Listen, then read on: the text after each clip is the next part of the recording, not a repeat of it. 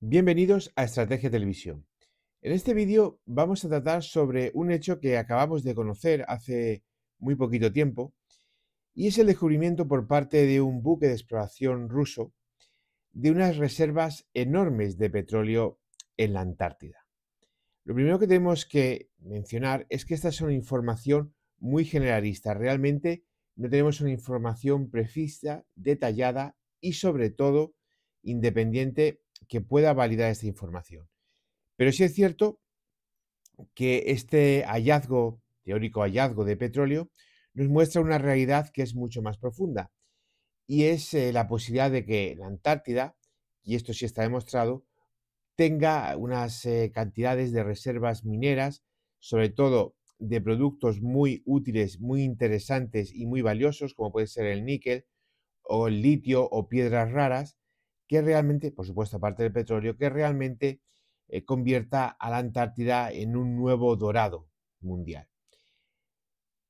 Lo primero que tenemos que dejar claro es que según las informaciones rusas, esto hay que tenerlo muy presente, según la información es rusa, es decir, que la credibilidad que hay que darle a esta información es mínima y es más hipótesis que realidades, el descubrimiento de esta bolsa de petróleo ascendería a un total de 500.000 millones de barriles.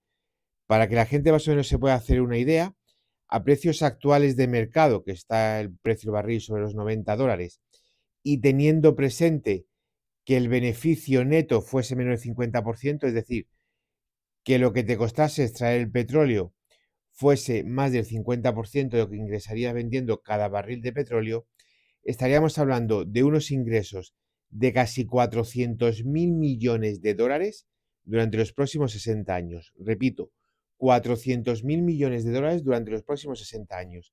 Ese es el presupuesto de España de un año entero. Es una cifra bestial. Equivaldría aproximadamente al 75% del presupuesto de defensa de Estados Unidos, por poner dos ejemplos.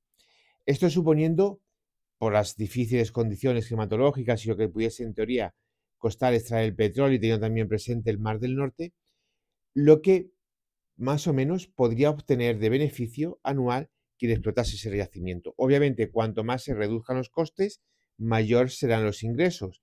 Si tomamos, por ejemplo, datos de países como Libia o como Arabia Saudí, que apenas el costo de extracción es de 10, 15 dólares por barril, es decir, menos de un 20%, estaríamos hablando y nos iríamos a prácticamente 600.000 millones de dólares de ingresos por petróleo al año, una cifra bestial. Por ejemplo, aquellos que seáis de Argentina y estéis escuchando este análisis, estaríamos hablando de unas 30 veces lo que hay en Vaca Muerta. Con eso ya lo digo todo. Hasta aquí son los datos que conocemos. Ahora vamos a iniciar el análisis geopolítico. ¿Cuál es la primera realidad? Bueno, la primera realidad, antes de entrar en fantochadas de que si esto es mío, de que si esto es lo otro, la Antártida es un continente deshabitado, por lo tanto un continente que no le pertenece a nadie. Hay una serie de países, bien por situación geográfica, bien por posesión histórica de algunas determinadas islas y archipiélagos, que reclaman la Antártida. Países que pertenecen a Oceanía, como es el caso de Nueva Zelanda y Australia, a África, como es el caso de la República Sudafricana, o a América, como es el caso de Argentina y Chile, en una especie de, porque me sale a mí de ahí, de esa parte del aparato reproductor masculino, digo que este otro continente también es mío. ¿Por qué? Porque, bueno, yo soy americano, pero como estoy cerquita de la Antártida, pues digo que también la Antártida me pertenece y expando mi continente. Lo mismo los que son de Oceanía y lo mismo los que son de África. Algo así de una especie de porque yo lo valgo, sin ningún tipo de reclamo, atendiéndonos a la jurisprudencia internacional y al derecho internacional, sin ningún tipo de reclamo real. Es simplemente colonialismo que muchos de ellos luego critican. Luego viene la segunda parte, que son países que a través de determinadas posesiones concretas también hacen lo mismo que hacen estos países mencionados anteriormente, Nueva Zelanda, Australia, Chile, Argentina y Sudáfrica, y también quieren quedarse con una parte de la Antártida. Estos son el Reino Unido a través de las Islas Malvinas, Noruega, que tiene por ahí una isla, que lleva el nombre de un rey suyo, creo que es el rey Jorge, pero no recuerdo muy bien, Francia, que también tiene alguna serie de islotes en el Índico y que hace esa proyección banal y pueril y también que ayudarse en una parte de la Antártida. Y luego también está por ahí Sudáfrica, con las islas del Príncipe Eduardo, creo que se llaman, que está jugando a dos bandas, tanto la continental como la insular. Es decir, reclamos bastante pueriles, reclamos que lo único que demuestran es un intento de colonialismo un poco retrógrado para intentar aprovechar los recursos de la Antártida. Bien, partiendo de esta base, partiendo de los reclamos de los países continentales y de los países que tienen islas e islotes cerca, vamos a una realidad. La realidad es que a finales de los años 40 se puso en marcha un tratado, que es el Tratado Antártico, que es un tratado que es durante tiempo indefinido, es decir, no está hecho ni durante 10, ni durante 100, ni durante 1000 años. Es un tratado indefinido, un tratado per tempore, que se diría. Este tratado lo que dice fundamentalmente es que se establece una serie de bases para proteger la Antártida, de bases espirituales, de bases políticas, de bases morales. Una de estas bases, por ejemplo, que no se desplegarán tropas y que no se realizarán ejercicios militares en la Antártida. Es decir, que la Antártida se queda como lo que realmente es, un continente que no pertenece a nadie, un continente deshabitado y un continente que además, por las propias condiciones meteorológicas, no invita precisamente a lo contrario. Luego, posteriormente, después del Tratado Antártico, se firmó un protocolo que se renovó en Madrid a finales de los años 90, durante 40 años, durante 50 años prácticamente, que es el Protocolo de Madrid. El Protocolo de Madrid es un anexo al Tratado Antártico, es decir, por ahí mucha gente que habla de que el Tratado Antártico se termina en la década de los 40 de este siglo. Eso es mentira. Eso es mentira. El Tratado Antártico es un tratado sin fin, es un tratado permanente.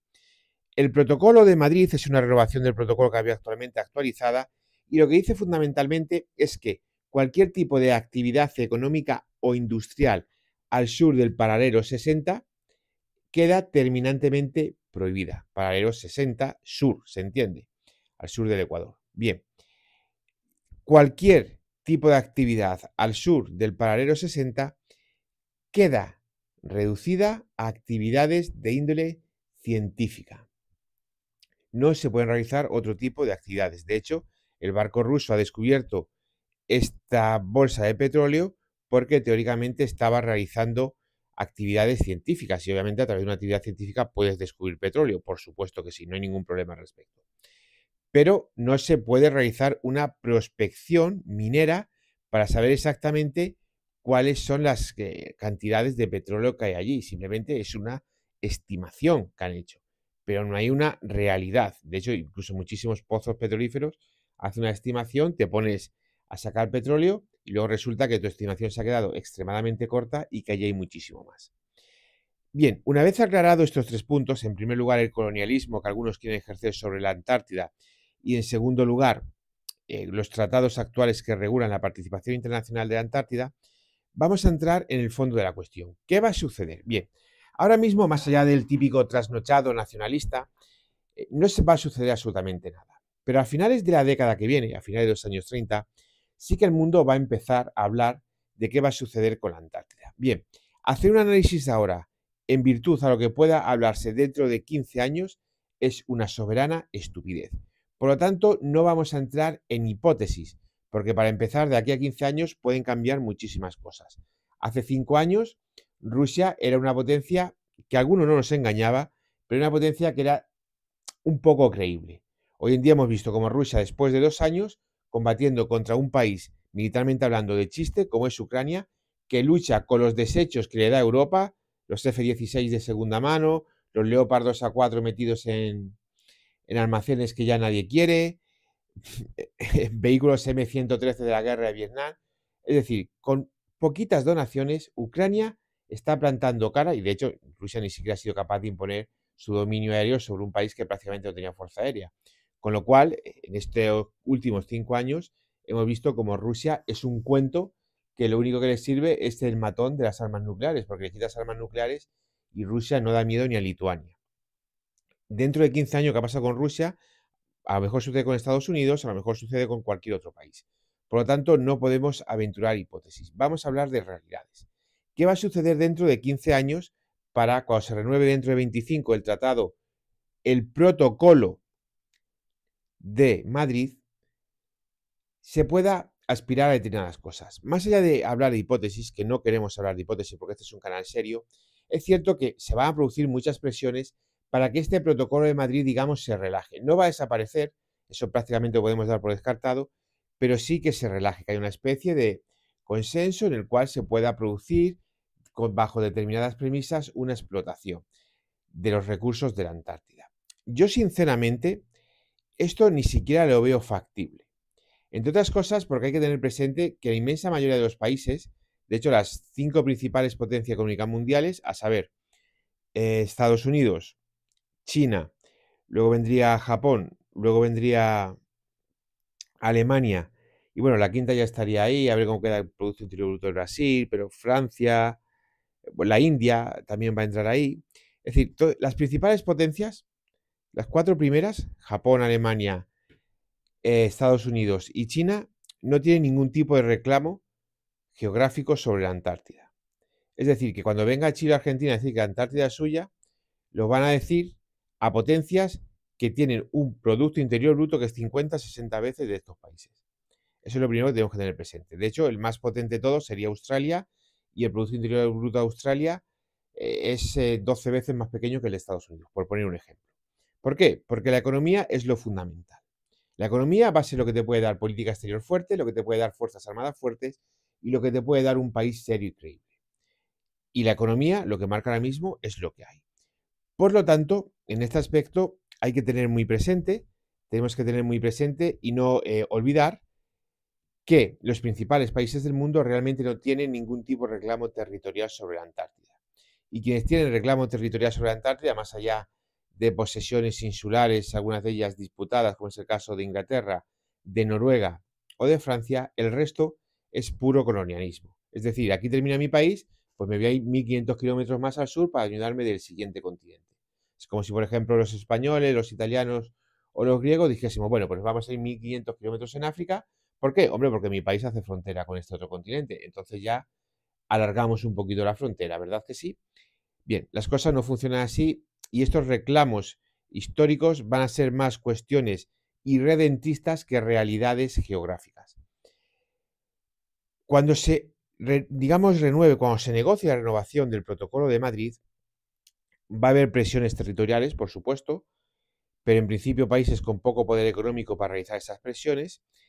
Va a haber presiones económicas para intentar explotar esos recursos y, por supuesto, también va a haber presiones ecoterroristas que, utilizando algo que es de sentido común, que es proteger la capa de hielo antártica, va a intentar imponer posiciones políticas de extrema izquierda. Bien, teniendo presentes estos 3 parámetros, ¿qué es lo más probable que suceda? Pues no voy a responder porque no juego a ser adivino, juego a decir realidades inequívocas. Y teniendo presente lo que ha sucedido en otras ocasiones, lo más probable es que el protocolo de Madrid se renueve en su práctica totalidad y que determinadas prospecciones o determinadas extracciones mineras tengan un componente internacional.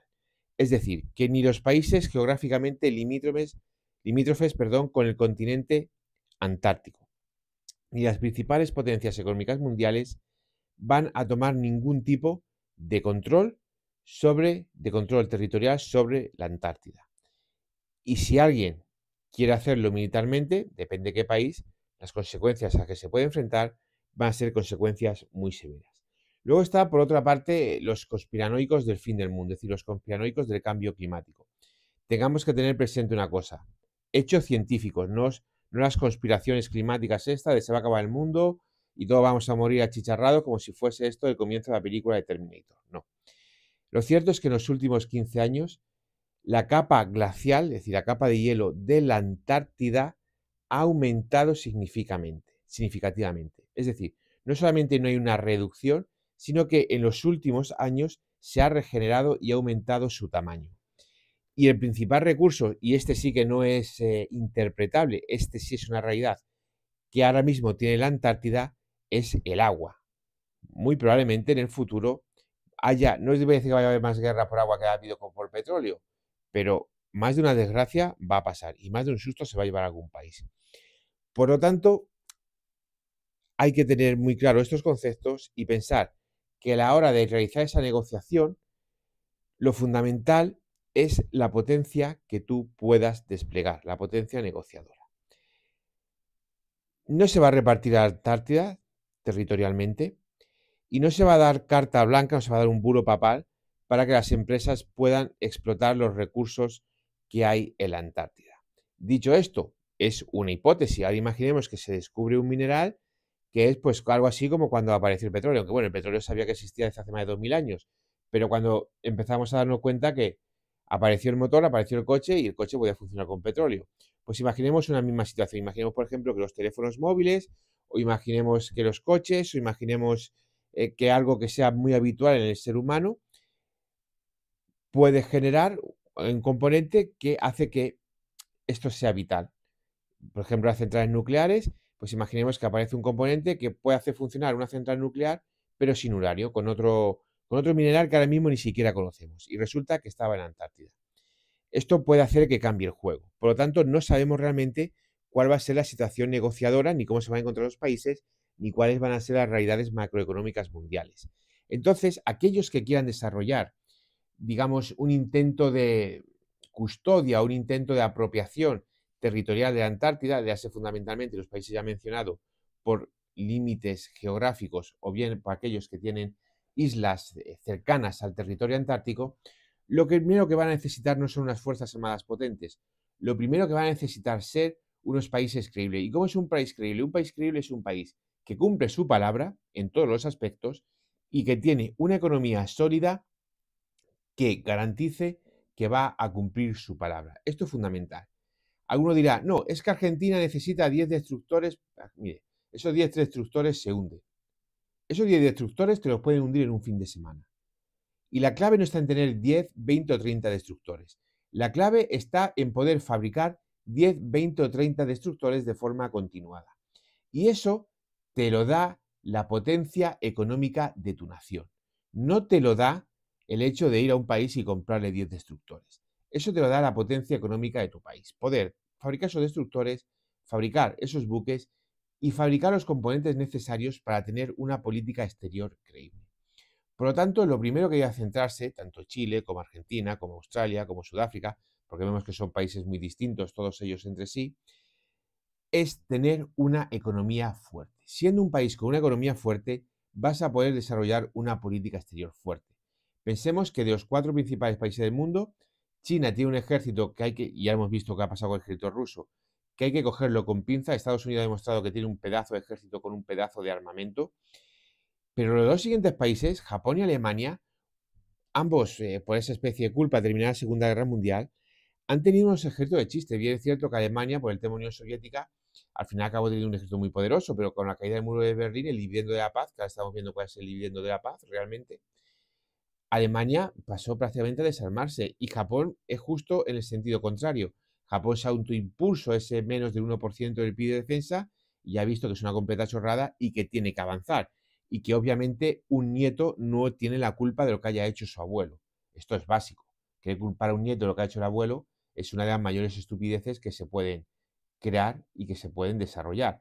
Igual que la estupidez actual de querer juzgar el pasado con nuestra visión. Oiga usted, que en el pasado se mataba gente, pero ¿qué lecciones vamos a dar nosotros al pasado si somos una sociedad de asesinos abortistas? Al menos en el pasado tenían iba a hacer referencia a la anatomía masculina, tenían las narices, que no quiero tampoco que YouTube me quite el vídeo, tenían narices de ir a la guerra y luchar.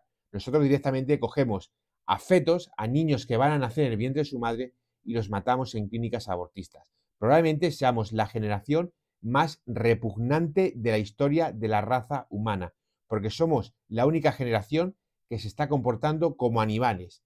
Igual que hace, por ejemplo, el gato con los gatitos de la hembra de matarlos para poder otra vez reproducirse, para poder otra vez, el gato no se va a reproducir, para poder otra vez mantener relaciones sexuales con la gata, igual que hacen los leones con las leonas, pues nosotros estamos haciendo lo mismo. No somos más avanzados que nadie, probablemente seamos los más repugnantes que ha habido en la historia de la humanidad, esta generación, esta época histórica actual.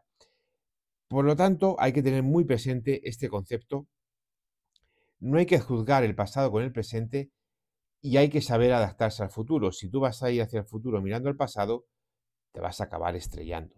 Hay que mirar al futuro con los ojos del presente e intentar, si no adivinar, porque es muy difícil, sí trazar unas directrices básicas. Así pues, señores, espero que haya sido este vídeo de vuestro agrado, de vuestro interés. Dejadlo muy claro. Ahora mismo se ha descubierto petróleo, es cierto. Lo demás son especulaciones sobre las cantidades. Dentro de 6 meses nadie se va a acordar de esto y dentro de un año no se van a acordar ni los que han descubierto el petróleo probablemente.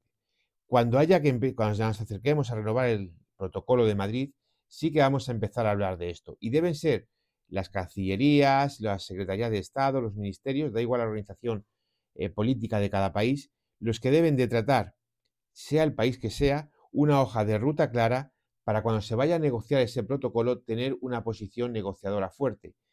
Y luego, una vez que ese protocolo haya sido renovado, porque lo va a ser, y una vez que ese protocolo entre en vigor, el nuevo, el que salga adelante, tener presente que gracias a la fuerza que tú has tenido, has podido, dentro de lo que se apruebe, no de lo que tú quieras, dentro de lo que se apruebe, has podido tener una serie de capacidades negociadoras importantes de las cuales has salido relativamente beneficiado. Y eso solo se consigue a través de economía. No se consigue ni con 400.000 soldados, ni con 2.000 carros de combate, ni con 27.000 portaaviones. Eso se consigue única y exclusivamente con una solidez económica que te dé solidez militar, política, demográfica, de comunicaciones, de infraestructura, es decir, de lo que hace grande a las naciones, de lo que hace grande a los países. Muchas gracias por ver el vídeo, es un honor informaros de la realidad. No dudéis en dejarme vuestras opiniones y nos vemos en el siguiente análisis estratégico.